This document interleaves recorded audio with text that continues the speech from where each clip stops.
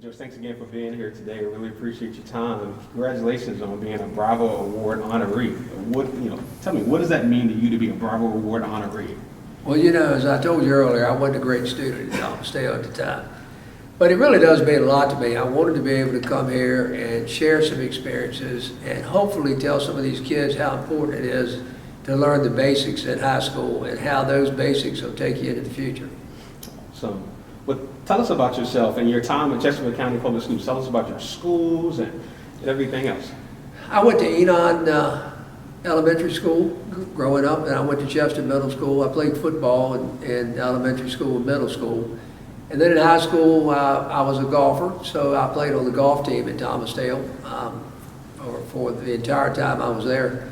I can't really tell you that I had one particular favorite subject. I always made pretty good grades, but none of them were really my favorites. I didn't put the importance on school. I wish I had them at the time. Yeah.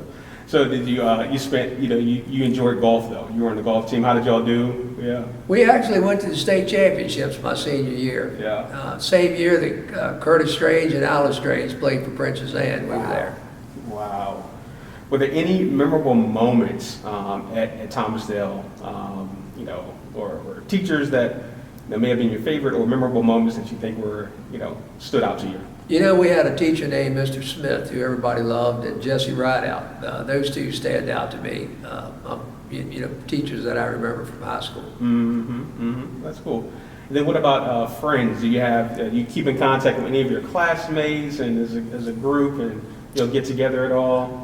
I have a few of my classmates that I stay in contact with. We've stayed together over the last 40 years. Yeah. But I wouldn't tell you it's a large number. But Yep. but there's two or three that we still see each other on a weekly basis. And those relationships, I'm assuming, are important because they've stayed together for 40 years. Absolutely, they are important. That's great. But tell us about what you did after high school. You graduated in what year? I graduated in 1978. I have a business degree from VCU. I went to East Tennessee State University when I graduated from Thomas Dale, and I stayed there about a year and a half. And I met this lady that I fell in love with and decided to marry. And I came home and told my dad I was quitting school and coming home. And he wasn't very happy about it. But I came home, ended up marrying her.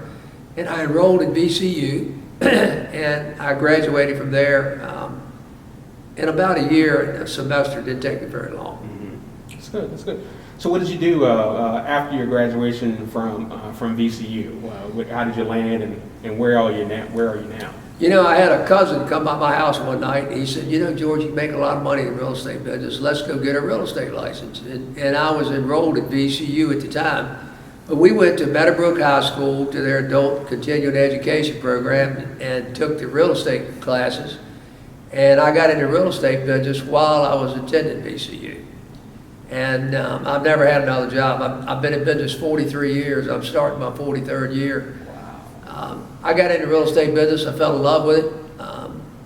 And I bought the first real estate company that I own. I still have it 41 years ago. So I've been in business a long time.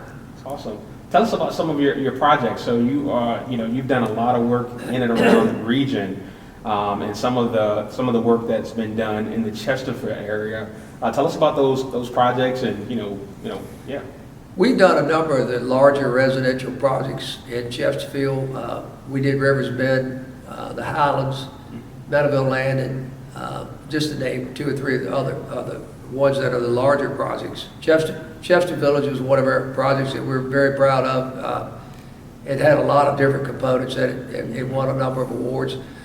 We build several hundred apartments a year. We'll do 200 or 300 apartments yearly. One of our apartments just got the Project of the Year award. They got the Grace Awards to Jane at Moores Lake. That's awesome. I have people ask me all the time what I'm the most proud of.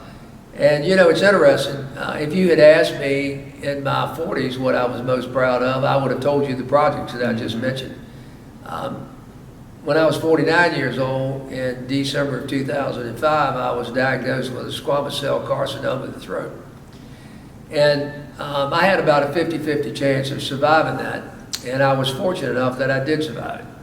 And you know, one of the reasons that I wanted to come and talk to the Bravo Award people, you know, in life, before I had cancer, my entire life revolved around work.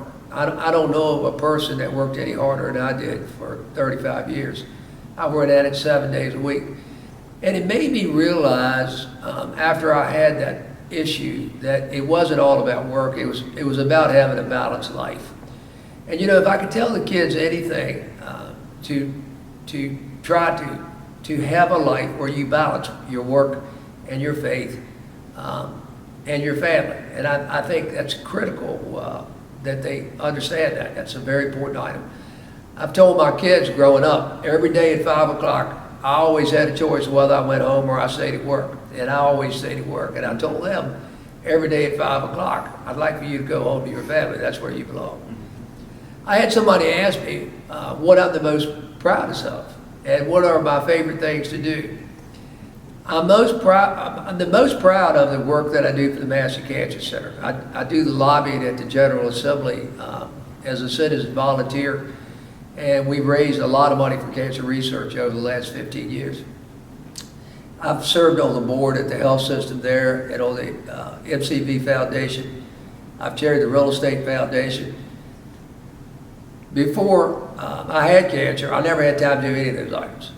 And I think, you know, one of the last items that I wanted to encourage the kids is that you have to give back to your community. You know, in my life, my wife and I, we spent a lot of time trying to give back through different boards, and we're fortunate enough that we're able to donate to a number of different organizations. And I think as you come along and you're successful, you have an obligation to help the people that are not as fortunate as you are. And I think that's a message that I absolutely want the students to hear, that giving back is a big deal. When they ask me the things that I enjoy the most is playing with my grandkids. I have 7 grandkids. I live on the James River, and those kids are at my house about every day or every other day. And I have time now to enjoy them, and that's what I spend my time doing, that playing golf still. That's awesome. That's awesome. Well, George, thank you so much. Thomasdale High School class of 1978, right? 74. Oh, 74, the class of 19. I wish it was 78. Class of 1974. And so the class of 2021 is coming up. And so you've given a lot of words of advice to the class of 2021 for Thomasdale, especially to get involved and get active with their community. But as these students are thinking about their own professional career, you know, what word of advice would you give them?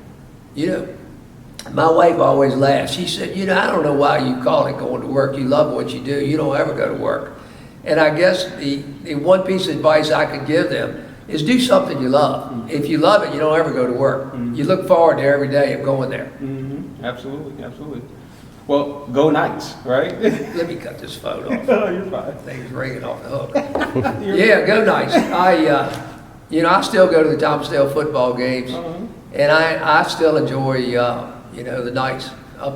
You know, we always enjoy supporting their different endeavors, you know, the football program and cheerleading, all the things over the years that we donated to.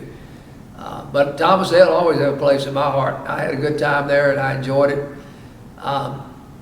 And you know, the one thing that I will leave with a parting word is when you get to where you don't want to do your math homework or your English or your sciences, you know, everything that I do in the real estate business starts with a math problem. And being able to communicate that to the people that I need to communicate it to is an English problem. And when I build roads, it's all about sciences. And all the items that you learn today, and I've heard my grandkids say, well, I don't need that. You will need it one of these days. And I hope you'll take the time to appreciate it. Absolutely. Well, George, thank you so much for your time. And again, congratulations on being a Bravo and a Reed. Thank you. Thank you.